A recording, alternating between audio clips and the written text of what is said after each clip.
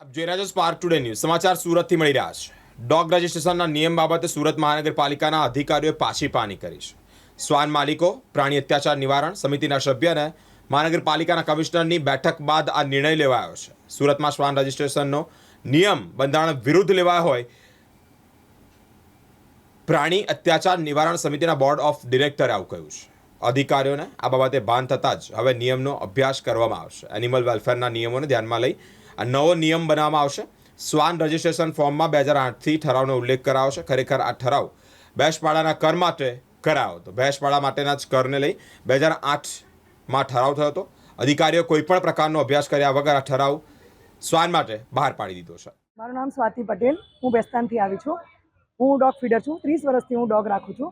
મારે ત્યાં અત્યારે બી 22 ડોગ, 7 બિલાડીઓ અને 56 પક્ષી છે। આ સરકારે જ્યારથી નવો કાયદો કાઢ્યો ત્યારથી અમને બહુ જ તકલીફ પડે છે, કેમ કે દરરોજના કોઈને કોઈ આવીને મારા ઘરની બહાર બાંધી જાય છે। કેમ કે જ્યારથી આ કાયદો નીકળ્યો છે, એક લોકો એક ડોગ રાખી શકે, 10 જણાની પરમિશન આપો, આ તે 10 જણા કોણ પરમિશન આપવાનું? અત્યારે જે મારી પાસે આંધ્રા લુલા લંગડા ડોગ છે અને એને જો હું બહાર કાઢું છું અને એ લોકો પાર્કિંગમાં બી સુસુ પોટી કરે છે તો બી મારે ડોલને ઝાડુ લઈને નીકળવું પડે છે, તો રાખવાની પરમિશન કોણ અપાવવાનું? અને મારી વાત નથી, જે બી ડોગ રાખે છે એના આજુબાજુવાળાને બધા એ લોકોને હેરાન જ કરે છે। જરૂરી નથી કે અમે સેવાવાળા છે તો બાકીના સોસાયટીવાળા બી સેવાવાળા જ હોય એમ। એટલે આ બધા નવા કાયદાના લીધે બહુ વધારે પ્રોબ્લેમ થાય છે। અને એક જણને એક તો 22 ડોગને ક્યાં રાખવા જવાના? બધા અપંગ છે, બહાર કાઢીશ તો એ લોકો જીવી નહીં શકે। અને જ્યારે આટલા લોકો જ્યારે ડોગને મારે છે, ડોગને પરેશાન કરે છે, ડોગ ત્યારે જ કોઈને કરડે છે। બાકી અમુક જ ડોગ એવા હોય જે અગ્રેસિવ હોય છે, તેના લીધે બધા જ ડોગને પ્રજાતિને ને બધા જ જાનવરોને સજા શા માટે?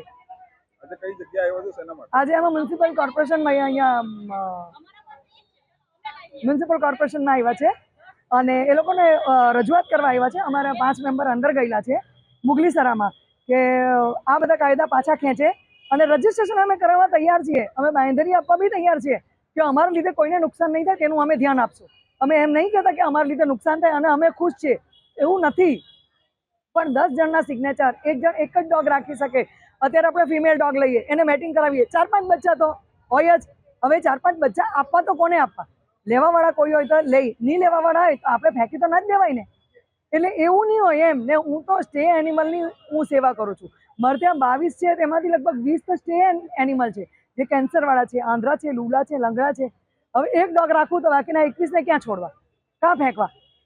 એટલે આ બધા બહુ મોટા પ્રશ્નો છે। સરકારે અમને સહાય કરવી જોઈએ, સરકારે અમને હેલ્પ કરવી જોઈએ, નહીં કે આવા કાયદાઓ ઘડીને ફીડર લોકો વધારે ને વધારે હેરાન થાય અને આજુબાજુવાળાને બહુ વધારે તમાશો કરવાનો એ થાય। એટલે આવું નહીં કરવું જોઈએ। અમે બાંહેધરી આપવા તૈયાર છીએ, અમે રજીસ્ટ્રેશન કરાવવા તૈયાર છીએ, પણ બાકીનો અમને સપોર્ટ કરો। 10 જણ સાઇન કોઈ નહીં આપે ને કોઈ સોસાયટીનો ચેરમેન બી સાઇન નહીં આપે, એમાંય અમારા ખિલાફ હોય એ લોકો। હું તો રોડ પર ખવડાવવા જાઉં ને તો પોતાના ઓટલા પાસે કોઈ ખવડાવવા બી નહીં દેતું, તો પછી ક્યાંથી કોઈ સોસાયટીવાળા અમને સાઇન આપશે? અમારું કહેવું એટલું જ છે, આ બધા નવા કાયદાઓ પાછા ખેંચી લો અને અમને બને તેટલી હેલ્પ કરો।